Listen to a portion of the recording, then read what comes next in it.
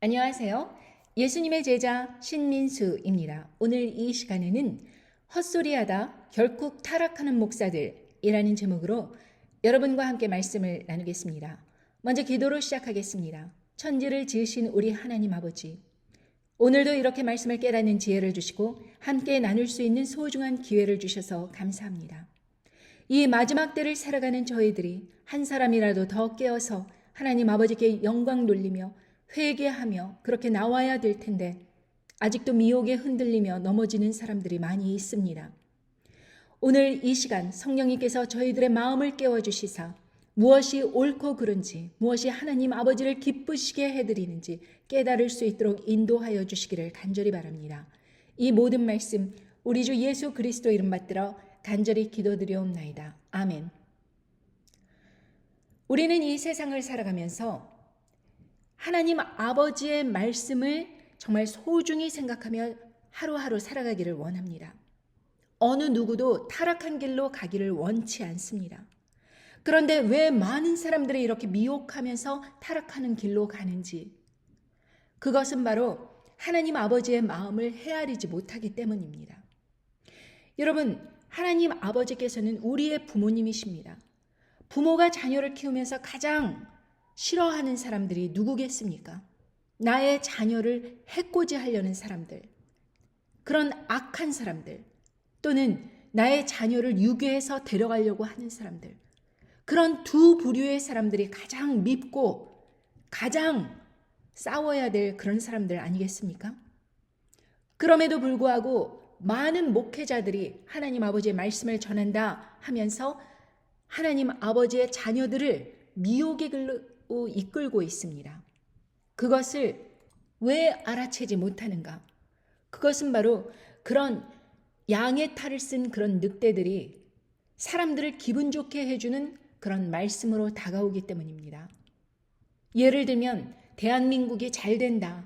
대한민국이 승승장구한다. 너희들 다 축복받을 것이다. 너희들 다 지금처럼 살아도 회개하지 않아도 천국에 갈 것이다. 라고 확신시켜주는 사람들을 따라가기 때문입니다.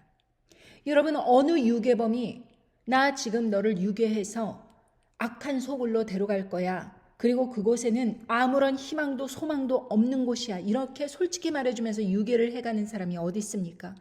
아이들을 미혹할 때 지금 너희 부모가 어느 아주 고급 레스토랑에서 버페 식당에서 너 먹을 거 사주려고 기다리고 있어. 그곳에 가면 너희 부모 만날 수 있어. 내가 데려다 줄게. 그러면서 아이를 미혹하고 데려가는 거 아니겠습니까? 똑같습니다. 기분 좋게 해줘야죠. 기대하게 해줘야죠. 그리고 너가 나한테 잘하면 잘할수록 하나님 아버지께서는 너를 축복해 주신다라고 확신시켜 줘야지요. 그래야지 사람들이 돈을 많이 낼 거 아닙니까? 헌금이랍시고 여기저기 마구마구 그렇게 따라가면서 돈을 낼 것 아닙니까? 그러니까 그런 사람들은 그것에 아주 익숙해져 있습니다. 그런데 문제는 왜 하나님께서 그런 사람들을 바로바로 심판하시지 않는가? 하나님 아버지께서는 그들조차도 회개할 기회를 여러 번 주십니다. 그러나 그 사람들이 귀를 막고 자신의 삶을 회개하지 않기 때문에 결국에는 심판의 길로 자기들이 그렇게 원해서 가는 것입니다. 사단 마귀는 그런 사람들을 돈으로 유혹하고 성으로 유혹하고 권력으로 유혹하고 어떠한 물질적인 공세로 유혹을 합니다. 그러면 그 사람들은 자기들이 잘 하나님 아버지 안에서 열심히 일했기 때문에 이런 모든 것이 주어진다라고 합리화를 하면서 그런 검은 손과 결탁을 하는 것이죠. 결국 돈을 쥐어준 사람에게 말을 전해주는 것입니다. 그 사람들의 이롭게 돈을 받고 많은 사람들을 미혹하는 것이죠. 그러니까 그 사단 마귀가 원하는 말을 해줌으로 인해서 자기는 하나님의 말씀을 전한다 그렇게 거짓말을 하고 있지만 사람들은 그 뒷거래를 알지 못한 상태에서 그 사람이 깨끗해 보이고 그 사람이 양처럼 보이고 그러니까 그 사람을 따라가는 거겠죠. 얼마 전에 어느 목사가 정말 대한민국에서 정말 거의 10년 전서부터 많은 사람들을 미혹하여서 넘어지고 자빠지게 했음에도 불구하고 아직까지도 회개를 안 하고 그렇게 많은 돈을 취득하고 그러고 있다가 최근에 어떤 사람의 폭로로 그 비행이 밝혀졌는데 50억짜리 그러한 고급 저택을 하와이에 사서 거기에서 불륜을 저지르면서 그렇게 살아가고 있는 사진, 연애 행각을 벌이는 그 사진이 이제 공개된 것입니다. 어느 누가 봐도 연인들 사이에서 할 법한 그런 진한 스킨십, 애정 관계를 보여주는데도 그 사람은 이야기하기를 그 여자가 자기를 속여서 이런 포즈를 해주면은 정말 고맙겠다. 이렇게 부탁을 해갖고 자기가 그런 포즈를 억지로 했다. 이런 식으로 말도 안 되는 그런 설명을 하고 있는데 이미 그는 불륜을 저질렀고 아내와 자녀를 버리고 그렇게 50억짜리 그러한 고급 맨션에 하와이에서 살면서 불륜 행각을 벌였습니다. 그게 팩트입니다.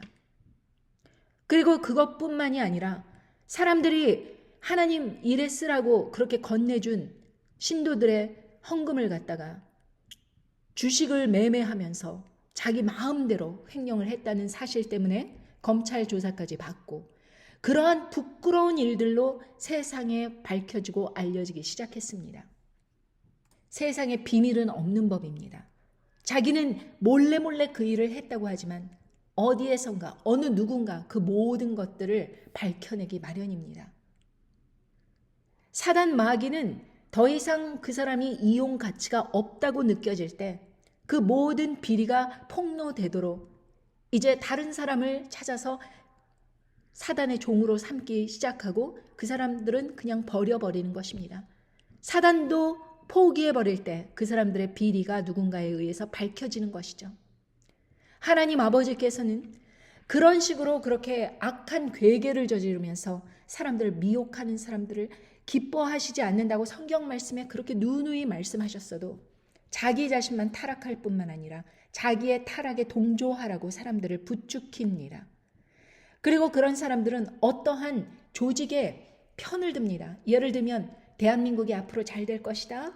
그리고 앞으로 큰 선교의 그런 나라가 될 것이다. 이런 식으로 성경 말씀에 나와 있지도 않은 약속들을 마구마구 남발하면서 자기가 정치인인지 경제인인지 아니면 목사인지 아니면 선교사인지 그런 경계가 애매모호한 그런 범위를 넘나들면서 자기의 말을 사람들에게 전합니다.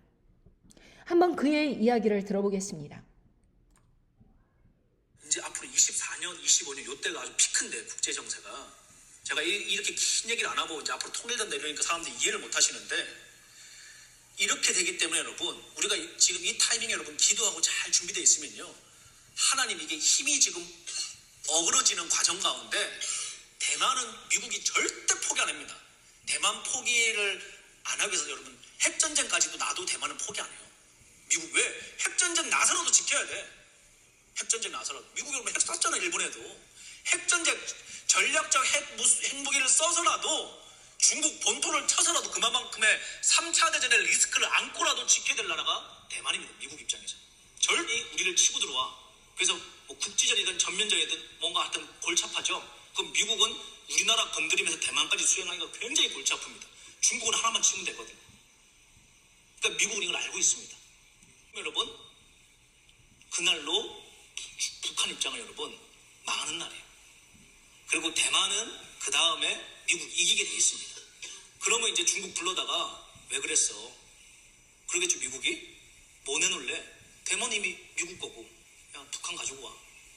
우리가 관리할게. 그러면 중국 입장에서 여러분 앞마당을 뚫으려고 그러다가 다른 앞마당 내줘야 돼. 졌으니까. 그럼 미국 입장에서 여러분 대한민국 통일됐죠? 자유민주 진영이죠? 생산기지도 갖고 있죠? 우리나라 애들 똑똑하죠? 막 열정 여러분 이런 말도 안 되는 소리를 그렇게 사람들에게 전해주는데 그런 사람들은 또 거기에 아멘 하면서 따라가고 있습니다. 지금 미국만 보더라도 각자 생존입니다. 지금 미국 안에서도 많은 분열이 있어요. 최근에 대학생들이 그렇게 데모를 하고 반전 시위를 하고 그런 모든 것을 진압할 수 없는 상황에 이르렀습니다. 그것뿐입니까? 경제적으로도 몰락하고 있어요. 지금 빌딩 공실률이 30-40%가 되는 지역들도 많이 있습니다. 경제가 거의 많이 폭망 수준에 그렇게 이른 지역도 많이 있습니다. 그러나 어찌되었든 지금 민주당과 공화당이 미국 대선 전에 아주 치열하게 공방전을 피면서 지금 미국 경제 내수 경제에만도 지금 살기가 팍팍할 지경입니다. 그런데 무슨 대만을 도와주고 남한을 도와줘 갖고 북한이 손을 들고 중국이 손을 들어 갖고 어느 날 갑자기 통일돼 갖고 대한민국이 정치 세계에 우뚝 쓴다고 이런 말도 안 되는 그렇게 이야기를 갖다가 사람들에게 마구마구 남발하는데 사람들은 뭐 엄청난 소리를 하니까 그것이 그런가 보다. 무슨 예언사역에 그런 일이 있나 보다. 그러면서 희망사항을 붙들고 따라가고 있습니다. 너무나도 답답한 일이고 어처구니가 없는 일이지만 성경 말씀대로 이 세상은 돌아가게 돼 있습니다. 성경 말씀에 위배되는 그런 이야기를 하면은 본인도 그렇게 타락의 길로 가게 돼 있고 그 타락을 감춰주면서 사단도 어느 정도 종루를 시키고 그러고 하다가 이제 쓸모 가치가 없어졌을 때 이제 더 이상의 그런 지지율도 떨어지고 그리고 자기의 능력을 발휘할 수 없을 때 아주 어려운 시기에 그 종을 사단의 종을 그냥 비밀을 폭로해 버립니다. 그러면은 다른 사람들에 의해서 자기의 비밀이 폭로되면서 결국 그 사람은 변명하다가 자기 인생을 망가뜨리게 되는 것입니다. 이런 사람이 한둘입니까? 뭐 CCM 사역자를 한다, 뭐 유튜브 목회를 한다, 뭐 이런 사람들 뭐 50만 구독자, 100만 구독자 막 이렇게 난리를 치는 사람들 중에 이렇게 자기 스스로 돈 맛을 보고 스스로 타락해서 자기도 손쓸 수 없는 그런 지경에 이르는 사람들이 참 많이 있습니다. 왜 그렇다면 이런 사람들은 그 모든 것이 타락된 것인 것을 알면서도 왜 따라가느냐? 결국에는 자기에게 지원해 준 사람, 자기에게 돈을 준 사람들의 말을 전해주는 것입니다.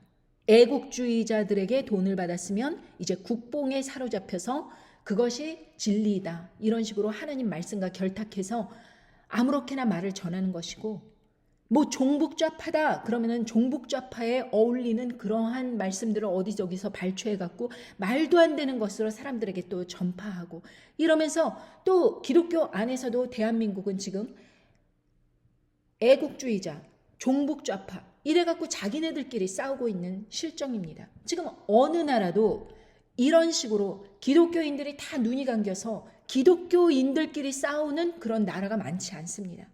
그런데 대한민국이 자기들이 선교를 한다. 그렇게 뭐 대형교회들이 남한에 그렇게 많다. 이렇게 자랑을 하면서 있는 사람들이 가장 많이 타락한 이유는 이 국민성에 회개하지 않고 교만한 국민성에 심각한 문제가 있다라고 저는 생각합니다. 여러분 미국에서 살면서도 에이시안 아메리칸 중에서 에이시안 계통의 미국 사람 중에서 한국 사람들이 노년층에 겪는 빈곤율이 가장 높습니다. 거의 반 수준이 빈곤층이라는 것입니다. 이것은 인도, 중국, 필리핀, 베트남 뭐 이런 나라들보다 한참 떨어져 갖고 7위인가 그렇습니다. 왜 한국 사람들이 그렇게 전 세계에 나가서 잘 살고 부유하게 살고 이러는 것이 아니라 그렇게 가난하게 노년을 맞이하는가? 그리고 왜 한국에 있는 노인들이 그렇게 노인 빈곤율이 다른 나라에 비해서 OECD 국가 중에서 월등히 빈곤율이 높은가? 그 이유는 바로 자기 인생을 잘못 경영하였기 때문입니다.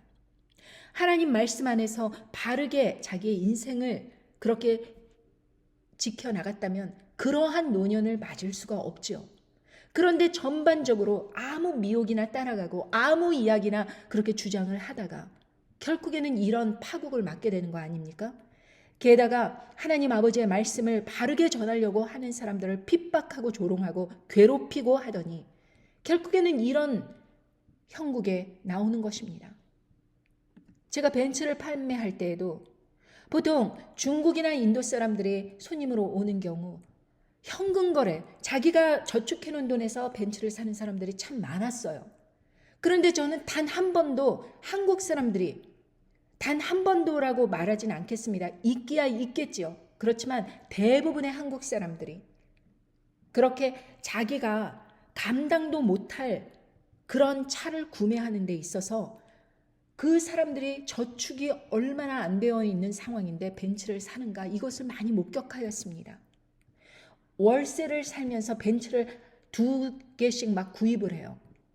왜 그 사람들이 월세를 살면서 그런 벤츠를 그렇게 구입하는 말도 안 되는 경제관을 갖고 있는가?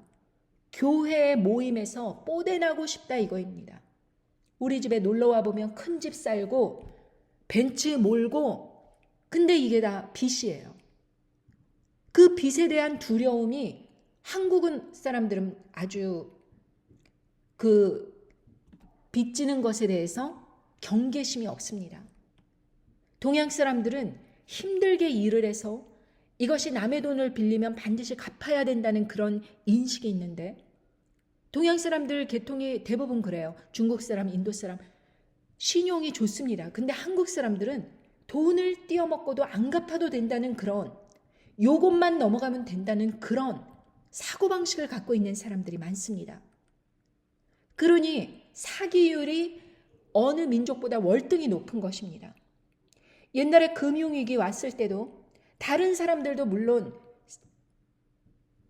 금융 파생 상품을 팔면서 주택담보를 해갖고 그런 비리를 저지르는 일들이 있었습니다. 그러나 한국 민족이 가장 월등하게 그런 파생 상품을 사람들에게 제대로 설명하지 않고 막 판매하면서 심지어는 광고의 1%를 잡으세요. 그러니까 1% 이자만 내고 집을 사라 이거입니다. 그 1%가 어떤 의미냐? 몇 개월 뒤에 이제 그 변동금리가 풀려갖고 4%, 5% 되는 그런 위험한 파생 상품입니다. 여러분 그런 거를 사갖고 집을 또 사세요. 이거 팔고 또 사세요. 물론 경기가 좋을 때는 그렇게 빨리 팔아버리고 다른 것으로 또 바꿔치고 돈, 목돈 마련하고 이럴 수 있겠죠. 근데 경기가 안 좋아지면, 집이 안 팔리면 1%에 내던 이자를 갖다가 4%, 5% 내고, 게다가 집을 팔면 다 뱉어내야 돼요. 그 집의 가치가 예를 들면 5억이면 융자 받은 게 7억이에요. 그러면 2억에 대해서 그 신용이 나빠지는 것입니다. 집을 팔더라도 그 빚을 계속 갚아나가야 되는 것입니다. 근데 갚아나가나요? 안 하죠. 미국의 파생 상품에 대한 그런 경계심을 전혀 경계하지 않고 사람들에게 권유하고 그런 융자인들이 많은 고로 많은 사람들이 그때 많이 파산을 하였습니다.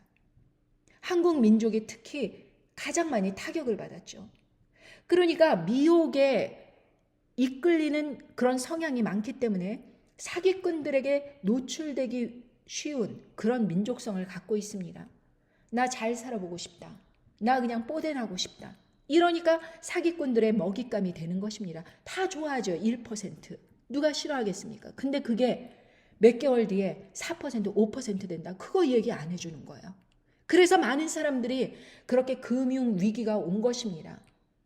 내부적으로 보면 가장 많이 그렇게 진실되게 말하지 않고 거짓말로 순간순간 사람들에게 속여서 많은 거래를 했던 사람일수록 그런 문제들이 노출된 거로, 그런 사람들은 다 형을 받고, 미국에서도 그런 아주 한국 사회에서 갑자기 막 부지런히 일하다가 어느 날 갑자기 감옥 갔대더라, 이런 사람들 나타났었습니다. 여러분, 이 타락이라는 것은요, 정말 사람들이 너무나도 경계하지 않고 그냥 무심코 그건 나와는 상관없는 일이다 이렇게 생각을 하면서 그냥 타락해버리는데, 이 타락이 결국에는 구원조차도 잃어버리는 그러한 길로 인도하는 것입니다. 그러니 타락한 목사를 따라가는 사람들이 얼마나 위험한 길을 가고 있는 것인지 아시겠습니까?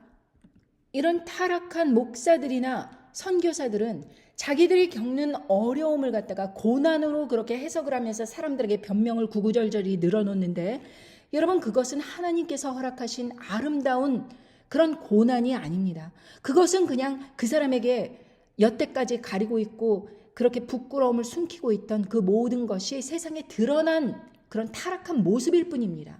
형벌이 따를 뿐입니다. 그런데 그런 사람들은 애매모호하게 자기의 그 모든 상황을 갖다가 성경 말씀에 비추어서 요셉의 이야기를 하면서 의인도 고난을 받았다, 그런 식으로 이렇게 설명을 하는데, 저는 그런 이야기를 들을 때마다 너무나도 답답합니다. 여러분, 거기에 속는 사람이 있습니까? 그렇게 속는 사람들은 참으로 성경 말씀을 눈앞에 두고도 사람들의 미혹을 따라가기로 작정한 사람들 같습니다. 그 정도로 어리석은 사람입니다. 제가 고난에 대해서 요셉의 고난을 많이 이야기하는데, 요셉의 고난이 왜 하나님께서 허락하셨는가, 그것을 제가 잠깐 말씀드리겠습니다. 결국 요셉이 그 12 형제들 중에서 계속 그 시기를 받지 않고 그 자리에 있었다면, 많은 환난이 불어닥칠 때에 요셉이 먼저 이집트에 가서, 애굽에 가서 그렇게 총리가 되지 않았으면 다 굶어 죽고 많은 고생을 할 뻔했습니다. 그런데 하나님 아버지께서는 요셉을 먼저 애굽에 보내게 하심으로 인해서 이스라엘 백성들을 구원하시려는 그런 큰 뜻이 있었고, 애굽에서 이스라엘 백성들이 인구가 늘어나는 그런 정말 형통한 그런 일들이 있었습니다. 그런데 요셉이 형들에 의해서 노예 상인으로 팔려갔을 때 이런 말씀을 하십니다. 요셉은 그 시위대장 애굽 사람 보디발에 의해서 그렇게 노예로 팔려간 것입니다. 그런데 창세기 39장 2절에 보면 여호와께서 요셉과 함께 하심으로 그가 형통한 자가 되어 그 주인 애굽 사람의 집에 있으니 그 주인이 여호와께서 그와 함께 하심을 보며 또 여호와께서 그의 범사에 형통케 하심을 보았더라. 그 보디발은 요셉과 하나님이 함께 동행하는 것을 보았습니다. 하나님 아버지께서, 이 천지를 창조하신 하나님 아버지께서 그를 형통하게 하시는 것을 주의 깊게 보고, 이 사람에게 모든 재산을 맡겨야겠다라고 생각을 한 것입니다. 그래서 총무로 삼고 자기 소유를 다 그 손에 위임하였다고 말씀에 나와 있습니다. 그런데 39장 6절에 보면 주인이 그 소유를 다 요셉의 손에 위임하고 자기 식료 외에는 간섭하지 아니하였더라. 요셉은 용모가 준수하고 아담하였더라. 그 후에 그 주인의 처가 요셉에게 눈짓하다가 동침하기를 청하니 요셉이 거절하며 자기 주인의 처에게 이르되 나의 주인이 가중 제반 소유를 간섭지 아니하고 다 내 손에 위임하였으니 이 집에는 나보다 큰 이가 없으며 주인이 아무것도 내게 금하지 아니하였어도 금한 것은 당신뿐이니 당신은 자기 아내임이라. 그런즉 내가 어찌 이 큰 악을 행하여 하나님께 득죄하리이까. 여인이 날마다 요셉에게 청하였으나 요셉이 듣지 아니하여 동침하지 아니할 뿐더러 함께 있지도 아니하니라. 여러분, 만약에 하나님 아버지께서 이러한 상황 속에서 용모가 준수한 요셉이 계속 그 집에 있다가는 이 보디발 아내가 날마다 요셉에게 잠자리 하자고 청하는 거예요. 동침하자고. 그런데 이 보디발 아내가 이렇게 시위대장에다가 아주 큰 부를 갖고 있는 이런 사람이 그렇게 아내를 얻었다면 이 사람이 못생긴 여자였겠습니까? 아니죠. 용모가 아주 예뻤겠죠. 이렇게 예쁜 여인이 날마다 요셉을 그렇게 유혹하면서 같이 한번 자자고 이렇게 동침하자고 유혹을 하는 것입니다. 웬만한 남자들 그냥 이런 기회를 엿보고 있다가 언제라도 예스할 판국이에요. 그런데 요셉은 거절합니다. 매번. 그러니 결국에는 어떻게 하느냐. 이 12절에 보면 그 여인이 그 옷을 잡고 가로되 나와 동침하자. 요셉이 자기 옷을 그 손에 버리고 도망하여 나가매. 이렇게 옷을 뿌리치면서 막 같이 동침하자고 이렇게 잡아 끄는데 그걸 뿌리치고 나가니까 너무 분하고 이 보디발의 아내가 너무 괘씸한 거예요. 자존심도 상하고. 그러니까 이 상황을 갖다가 완전히 이 요셉에게 뒤집어 씌우면서 그 남편이 돌아왔을 때 19절에 보면 주인이 그 아내가 자기에게 고하기를 당신의 종이 내게 이같이 행하였다 하는 말을 듣고 심히 노한지라. 이에 요셉의 주인이 그를 잡아 옥에 넣으니 그 옥은 왕의 죄수를 가두는 곳이었더라. 요셉이 옥에 갇혔으나 여호와께서 요셉과 함께 하시고 그에게 인자를 더하사 전옥에게 은혜를 받게 하심에 전옥이 옥중 죄수를 다 요셉의 손에 맡김으로 그 재반 사물을 요셉이 처리하고. 여러분, 여기에서 보면 요셉이 계속 그 집에 있다가는 보디발의 아내의 그 유혹에 넘어질 수도 있는 상황이었어요. 그러니까 하나님 아버지께서 이 요셉과 보디발의 아내를 띄어놓기로 하신 것입니다. 그래서 이 보디발의 아내가 급기야는 그렇게 옷을 잡아당기면서 동침하자 하는 그런 괴계를 요셉이 뿌리쳤을 때 이런 악한 거짓말로 그렇게 요셉이 감옥에 들어가게 됐지만 그 감옥에서도 요셉이 형통하여서 그렇게 계속해서 왕의 죄수를 가두는 곳, 그곳에 요셉이 갇혀 있었던 것입니까? 남자들만 들끓는 곳에 그렇게 보디발의 아내가 유혹할 수도 없고, 그리고 보디발도 이제 더 이상 참견을 안 하고 이 감옥에 와서도 계속해서 다른 죄수들을 다스리면서 계속해서 형통하게 일을 하는 것입니다. 여러분, 하나님 아버지께서 요셉이 이렇게 하나님 아버지 앞에서 충성스러우신 걸 보고 그 다음에 총리로 그렇게 보내시기로 이때부터 그렇게 훈련을 하신 것입니다. 그러고서는 떡 굽는 관원장과 술 맡은 관원장이 감옥에 들어오는데 꿈 해몽을 해줍니다. 술 맡은 관원장은 그렇게 복직할 거다. 그리고 떡 굽는 관원장은 죽을 것이다. 얘기했는데 그대로 되는 거예요. 그런데 이 술 맡은 관원장이 자기가 나가면은 요셉을 풀어주겠다고 하고서는 잊어버렸습니다. 창세기 40장 23절에 보면 술 맡은 관원장이 요셉을 기억지 않고 잊었더라. 그러면서 몇 년간 흘러간 것입니다. 꺼내주기로 했는데 은혜를 은혜로 갚은 것이 아니에요. 그러니까 까먹고 나니까 이것도 하나님 아버지께서 허락하신 것입니다. 만약에 술 맡은 관원장이 이 요셉을 이제 복직하고 난 다음에 요셉을 감옥에서 꺼내줬어요. 그럼 어떤 일이 일어나겠습니까? 요셉은 노예 신분으로 있거나 일반 사람이거나 둘 중에 하나입니다. 그런데 몇 년 더 감옥에서 기다리고 있는 사이에 어떤 일이 일어나느냐. 바로가 꿈을 꿨습니다. 해몽할 사람이 없는 거예요. 그러니까 술 맡은 관원장이 자기 꿈 해석한 것을 그렇게 왕에게 이야기하면서 그가 이제 생각이 난 것입니다. 그러면서 말하기를 창세기 41장 9절에 보면 술 맡은 관원장이 바로에게 고하여 가로되 내가 오늘날 나의 허물을 추억하나이다. 바로께서 종들에게 놓아사 나와 떡 굽는 관원장이 시위대장의 집에 가두셨을 때에 나와 그가 하룻밤에 꿈을 꾼즉 각기 징조가 있는 꿈이라. 그곳에 시위대장의 종된 히브리 소년이 우리와 함께 있기로 우리가 그에게 고하며 그가 우리의 꿈을 풀되 그 꿈대로 각인에게 해석하더니 그 해석한 대로 되어 나는 복직하고 그는 메어 달렸나이다. 이에 바로가 보내어 요셉을 부르매 그들이 급히 그를 옥에서 낸지라. 요셉이 곧 수염을 깎고 그 옷을 갈아입고 바로에게 들어오니 원래 인물이 준수하기 때문에 그 수염을 깎고 옷을 다 갈아입고 그 아련을 한 거예요. 왕을, 바로를. 그러니 이 충성된 이 히브리 사람 요셉에게 총리직을 맡기면서 그 꿈 해몽을 잘 한 거로 그것을 통해서 결국에는 모든 그 나라의 국고를 맡기게 된 것입니다. 여러분, 이것은 고난이 있었지만 하나님의 뜻대로 그것이 더욱더 하나님 앞으로 바르게 나갈 수 있는 그러한 길이 될 수 있도록 더 큰 은혜가 주어질 수 있도록 고난이 오는 것이지만 이런 타락한 사람들에게 임하는 그런 결과들은 결코 헤어날 수 없는 그냥 타락이다. 결국에는 불못에 떨어지는 것이다. 하와이에 있는 약 50억 가까운 그런 맨션에서 내연녀, 불륜녀와 함께 그렇게 애정행각을 하는 그런 갈 때까지 간 그런 목사. 사람들이 헌금으로 낸 돈을 주식을 만지작 하면서 횡령하다가 갈 때까지 간 목사를 하나님 아버지께서 쓰신다? 여러분, 에스겔 14장 9절에 보면 이렇게 예언 사역을 한다 그러면서 평온과 안전하다 이런 식으로 사람들에게 있지도 않은 말을 갖다가 성경에 있지도 않은 말을 갖다가 전하는 사람들.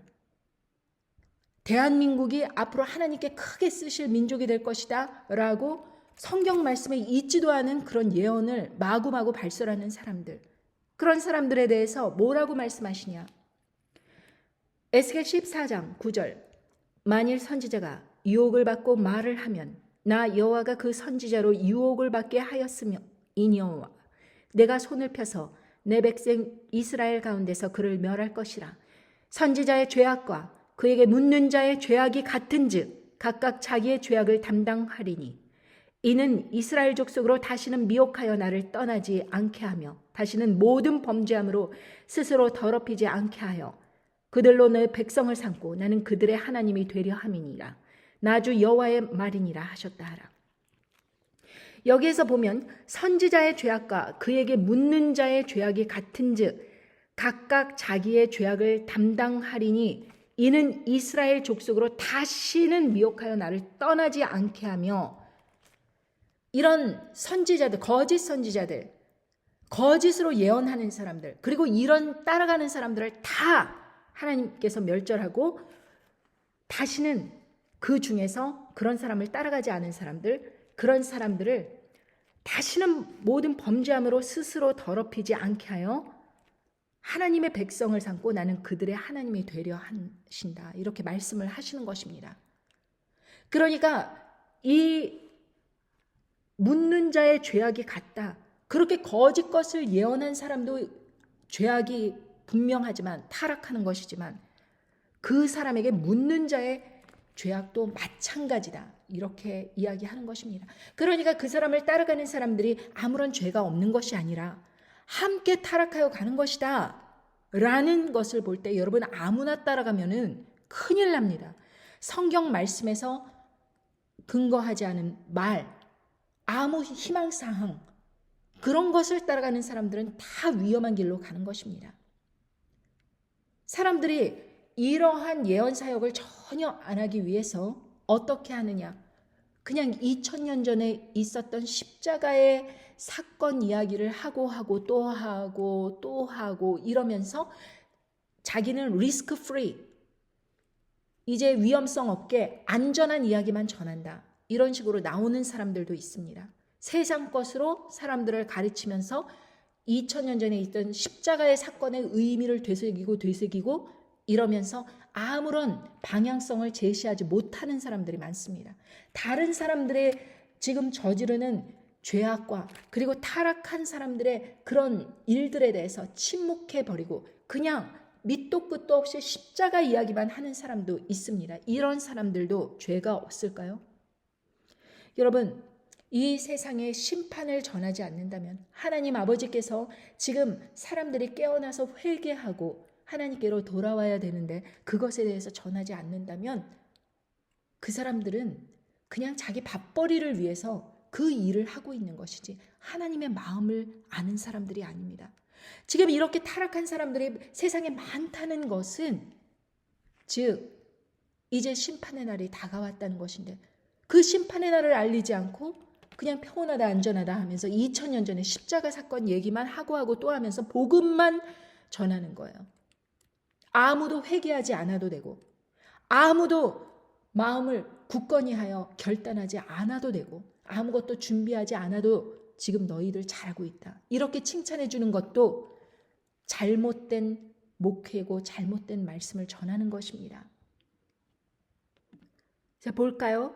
에스겔 13장 5절에 보면 너희 선지자들이 성 무너진 곳에 올라가지도 아니하였으며 이스라엘 족속을 위하여 여호와의 날에 전쟁을 방비하려고 성벽을 수축하지도 아니하였느니라. 지금 온 세계에 전쟁이 임박해 있습니다.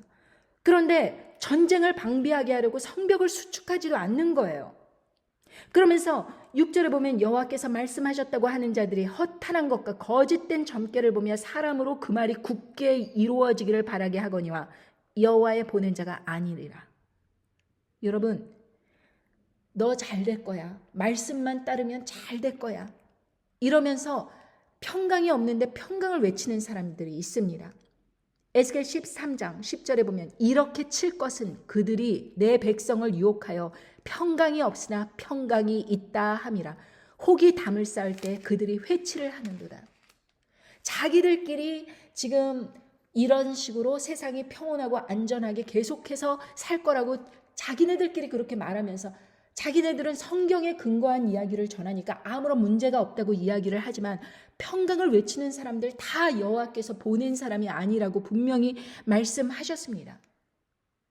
여러분, 그런데도 불구하고 이렇게 세상 것으로 사람들을 가르치면서 2000년 전에 있던 십자가 사건 몇 마디 이렇게 설명해주고 그리고 세상 이야기 좀 하고 그러면서 사람들 웃기고 울리고 그러다가 이것이 다 예배 끝났다. 그러고 각자 집으로 돌아가고 각자 생활하고 아무도 회개하지 않고 아무도 돌이키지 않는 그러한 말씀을 꾸준하게 전파하는 그런 타락하는 목사들. 마찬가지로 어떤 사람은 그렇게 대한민국이 큰 민족이 된다 어쩐다 이러면서 사람들 북치게 하고 장구치게 하고 신나게 찬양하고 이러면서 들고 날뛰는 사람들이 있는가 하면 어떤 사람은 평강하다 이러면서 아무것도 준비하지 않게 하고 있는 사람들 다 마찬가지입니다.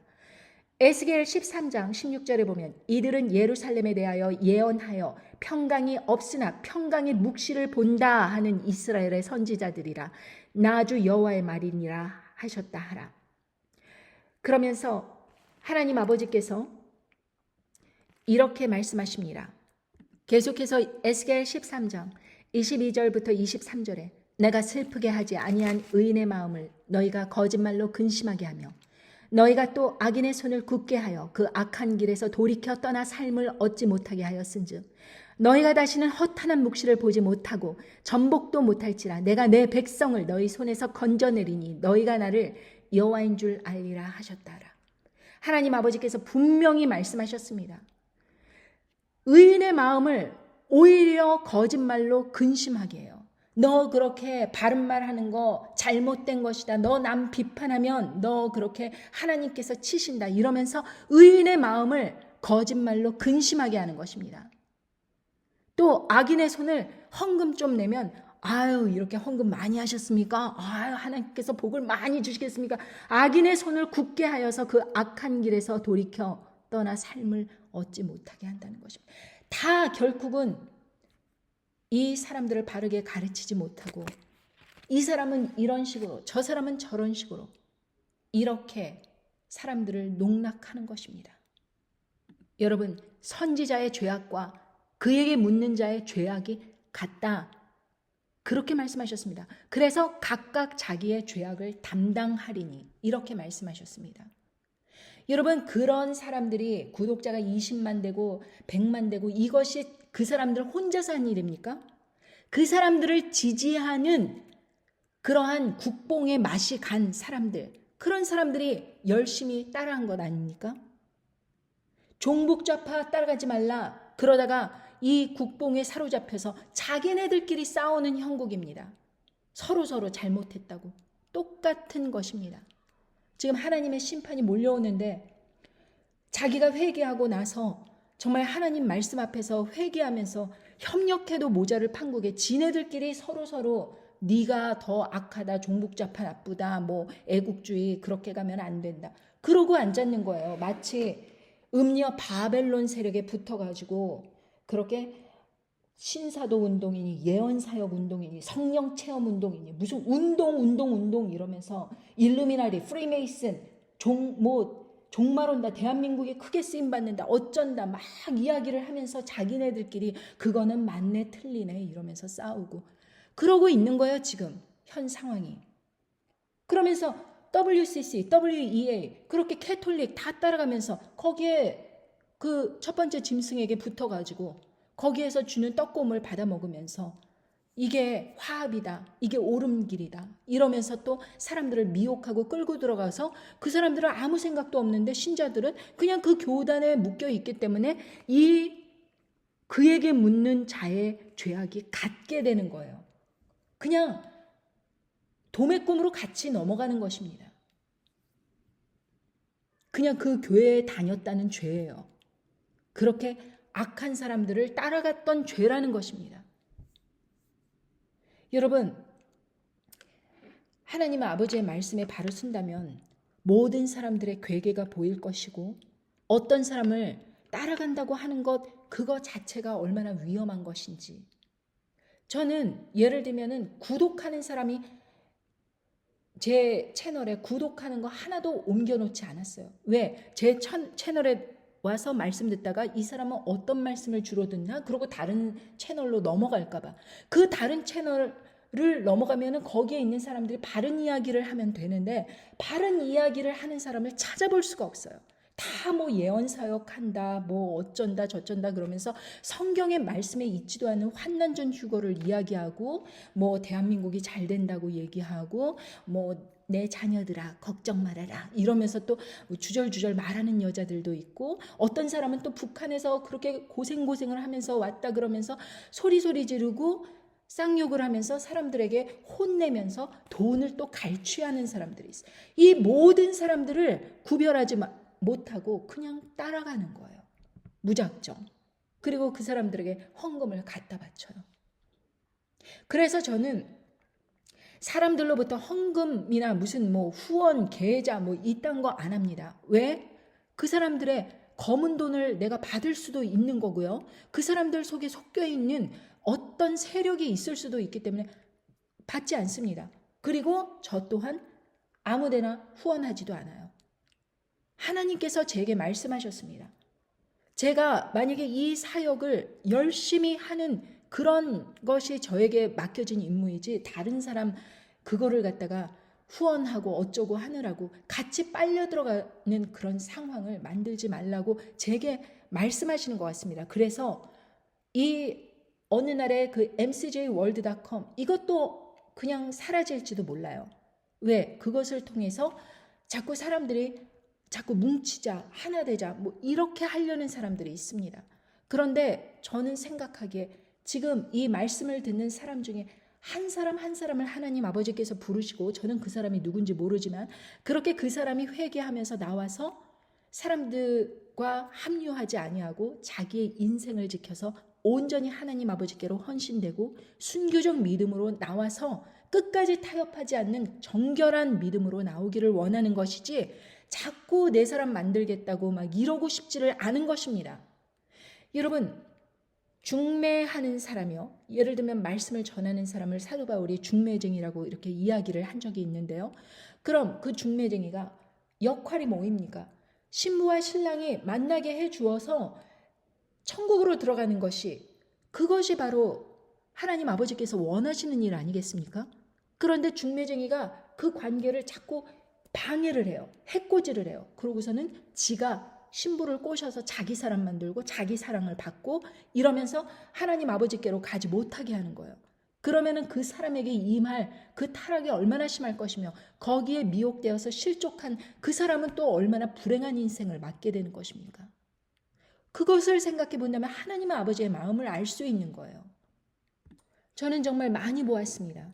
사람들이 하나님 아버지를 진실되게 믿으려고 하는 그런 사람들을 조롱하고 회방하고 뒤에서 괴롭히고 악담을 퍼뜨리고 이상한 소문을 내고 그러는 사람들이 자기들 스스로 그냥 넘어지고 자빠지고 인생 망하고 비즈니스 망하고 건강 잃고 급기야는 어떤 사람은 죽고 그러는 것을 너무 많이 보았습니다. 그러니까 제가 그런 사람들을 볼 때 나 대단한 사람 아니요. 절대 그렇게 생각하지 않습니다. 하나님 아버지께서 내가 그렇게 실족을 하게 되면 내가 그렇게 하나님 아버지의 그 매달려 있는 그런 사람들, 자녀들을 회방하면 저 사람들 꼴 날 수 있겠구나. 저는 그렇게 생각을 합니다. 그래서 저는 어떤 사람의 그 모든 뭐 비리를 밝히고 어쩌고 이러는 데 집중을 하는 것이 아니라 그냥 하나님 아버지께서 결국엔 나 심판하신다. 결국에는 어느 누구도 하나님의 심판을 벗어나지 못한다.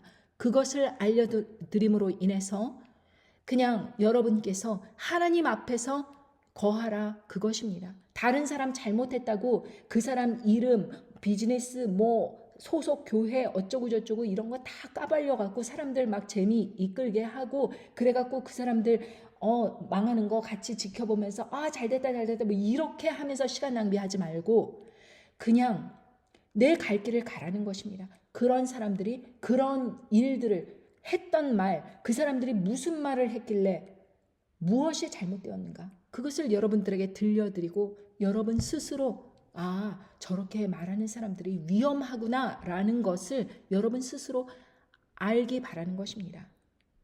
그 사람 자체, 그 사람이 한 사람이 아닙니다. 대한민국에 그냥 쫙 깔려 있어요. 그렇게 미혹을 뿌리는 사람들이. 어느 민족보다도 위험합니다. 여러분 말씀드렸듯이 이 지금 상황을 바르게 보지 못하면 여러분들의 구원이 흔들리는 그런 날이 와요. 왜?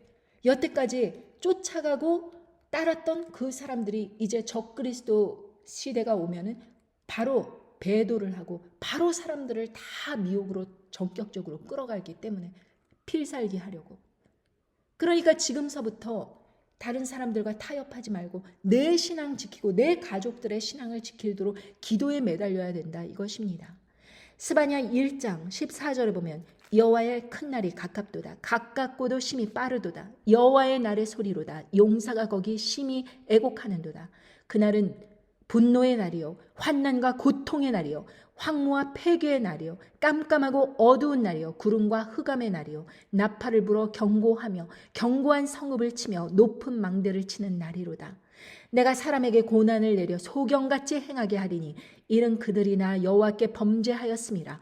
또 그들의 피는 흘리워서 티끌같이 되며 그들의 살은 분토같이 될지라. 그들은 은과 금이 여호와의 분노의 날에 능히 그들을 건지지 못할 것이며 이 온 땅이 여호와의 질투의 불에 삼키우리니 이는 여호와가 이 땅 모든 거민을 멸절하되 놀랍게 멸절할 것임이니라. 그 사람들의 은과 금이 여호와의 분노의 날에는 아무것도 도움이 안 돼요. 능히 그들을 건지지 못할 것이라고 하셨습니다. 예전에 보트 피플 베트남 사람들이 미국 땅에 막 들어오려고 그러고 다른 나라의 땅에 들어올 때 이렇게 막대기를 쑥쑥 밀어내면서 돌아가라고 이런 식으로 망망대해로 밀어냈습니다. 그때 금을 가지고 있던 사람들이 뇌물을 주면서 그 사람들 보트만 이렇게 왔는데 이제는 이런 돈도 통하지 않는 거예요. 뇌물도 통하지 않는 거예요. 그냥 여호와의 분노의 날에 다 파쇄돼 버리는 것입니다. 여호와의 질투의 불이 삼키는 것입니다. 이 땅을. 왜 그런가? 여호와께 범죄하였기 때문입니다. 구원받을 수 있는 사람들을 그렇게 미혹을 하고 그 구원을 얻기 위해서 예수님 안에서 끝까지 붙어서 첫사랑을 기억하면서 하나님 아버지께 온전하게 나와야 되는데 다 그 중매쟁이 거짓말하는 사람 쫓아가갖고 엉뚱한 데서 찬양하고 그 거짓된 것을 또 묻고 대답하고 이래 가면서 자기네들끼리 친교하고 놀고 그러한 상황인데 여러분 거기에서 하나님의 자녀요 그리고 건질 사람들이 많이 없는 것입니다. 분노의 날이라고 하였습니다. 환난과 고통의 날이라고 하였습니다. 황무와 폐괴의 날, 깜깜하고 어두운 날이 구름과 흑암의 날이 몰려온다는 것입니다. 이러한 날이 몰려오는데 대한민국이 뭐 잘 된다고 전 세계에 복음을 전하는 나라 될 거라고 지금 이 막바지에 이렇게 미혹을 하면 사람들은 또 거기에 넘어지고 자빠지면 도대체 어떻게 되라는 것입니까? 여러분, 사람들이 요즘 대한민국에서 여행을 많이 가고 또 불법 이민으로 그렇게 여행 가서 불법 이민으로 정착하는 사람들이 늘어나고 이런 상황은 간과하고 넘어갈 일이 아닙니다. 뭔가 부자들이 뭔가 느낌이 이상해. 뭔가 대한민국에 무슨 일이 일어날 것 같다라는 생각이 들기 때문에 그렇게 하는 것인데 여러분 어디를 도망간다고 할지라도 결코 하나님 안에서 붙어 있지 않는 사람들은 다 떨어져 나가는 것입니다.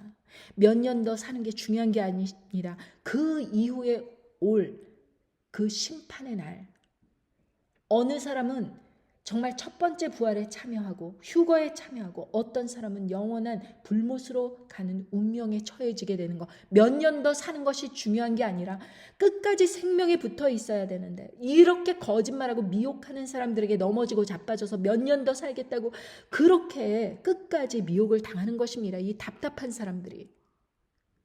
여러분, 제가 얼마 전에 미니시리즈를 봤는데 여자가 뇌수술을 했어요.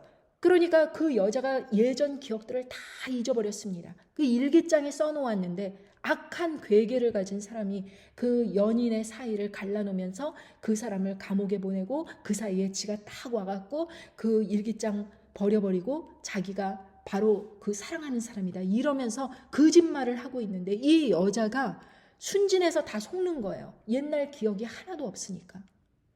그냥 기억 상실증에 걸렸으니까, 뇌수술 받았으니까.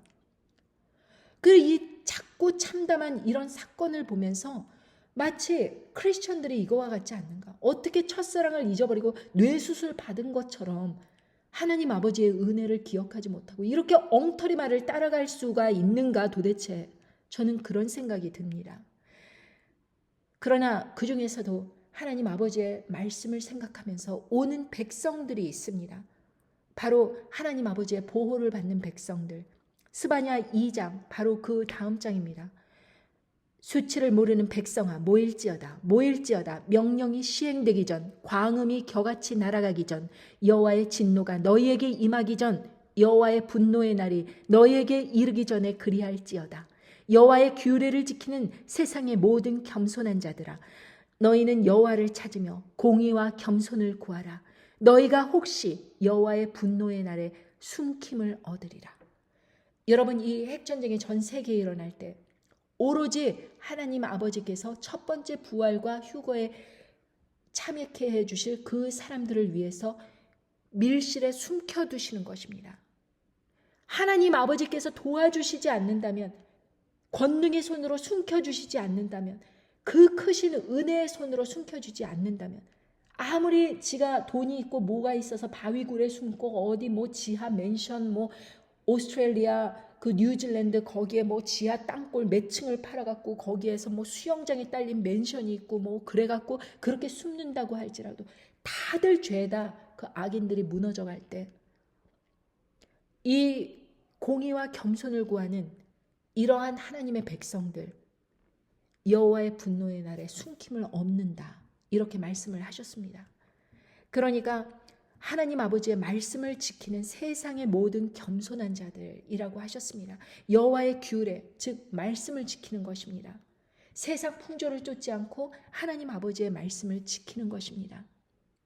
그리고 끝까지 우파 좌파 뭐 무슨 파 이런 데 아무 데도 들어가지 말고 나의 신앙, 나의 온전한 믿음을 지키는 것입니다. 제 채널에서도 자꾸 어떤 사람들이 링크를 보내주면서 이거 봐라 저거 봐라 하면서 거짓된 것을 자꾸 보내주는 사람들이 있습니다. 달갑지 않습니다. 제가 보기에는 다 거짓이고 다 미혹인데 그 사람들은 왜 그런 말들을 쫓아가는지 너무나도 답답할 뿐입니다.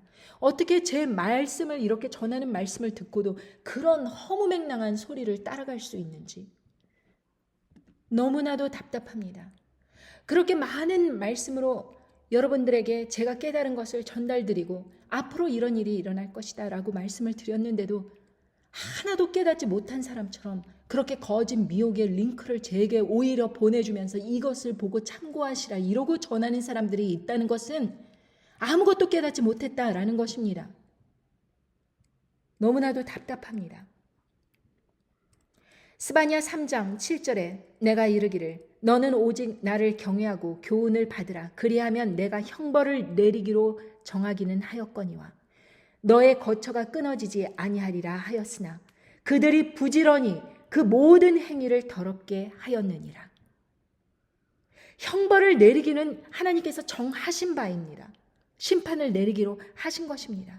2021년도에 그렇게 세상 사람들에게 모두 협조하라 하면서 몸에다가 받아들여서는 안 될 그것을 그렇게 받아들이게 하면서 모든 사람들이 왜 받아들인 거야? 그거 아무 효력 없잖아? 이러면서 그냥 지나가 버린 듯 했지만 그 이후에 전쟁과 전쟁 소문, 난리와 난리 소문 계속해서 우리가 듣고 있으며 지금 이스라엘을 중심으로 이란과 다른 중동 지역 사람들이 그렇게 예루살렘을 에워싸기 바로 직전 그러한 상황입니다. 지금 이스라엘에서 자기의 주민들을 어느 지역으로 대피하라.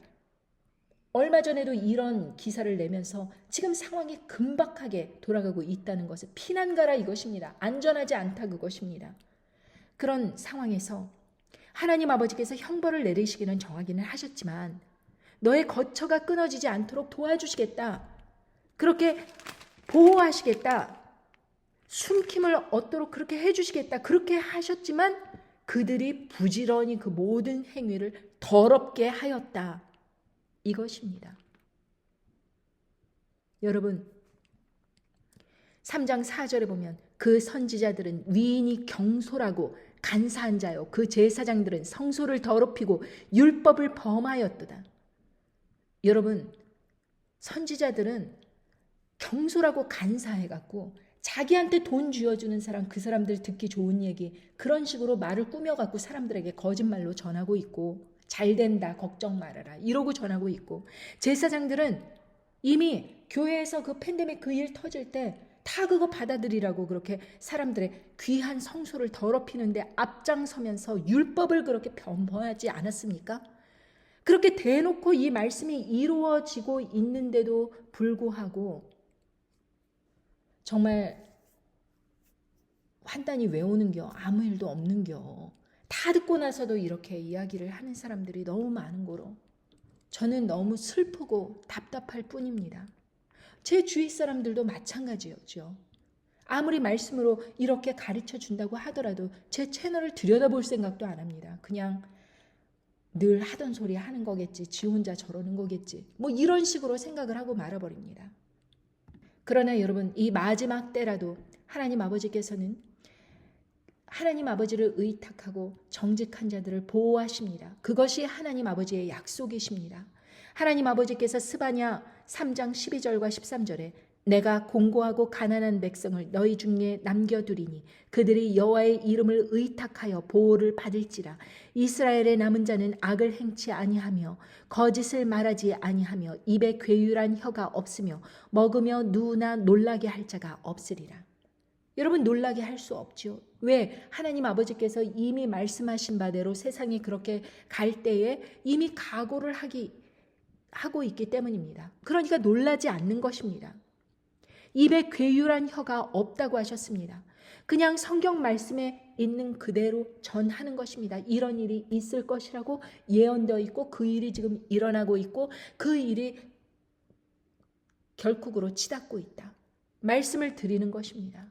공고하고 가난한 백성, 심령이 가난한 자, 심령이 공고한 자, 만족한다, 이제 잘 될 것이다, 꽹가리치고 노래 부르는 사람이 아니라 마음이 공고하고 가난하여 그렇게 하나님 아버지께서 경외하고 교훈하는 것을 받아들이는 사람들, 그래서 끝까지 악과 타협하지 않는 사람들, 거짓을 말할 필요가 없는 거예요. 하나님 아버지께서 결국을 보장해 주신다는 것을 알기 때문에 우리는 이 땅에 살 날이 몇 년 남았을지 모르나 우리가 결국 아는 것은 우리가 사는 이 땅에서 실족하지 않기 위해서는 하나님 아버지께서 우리의 삶을 인도하시고 결국 저 영원한 천국에서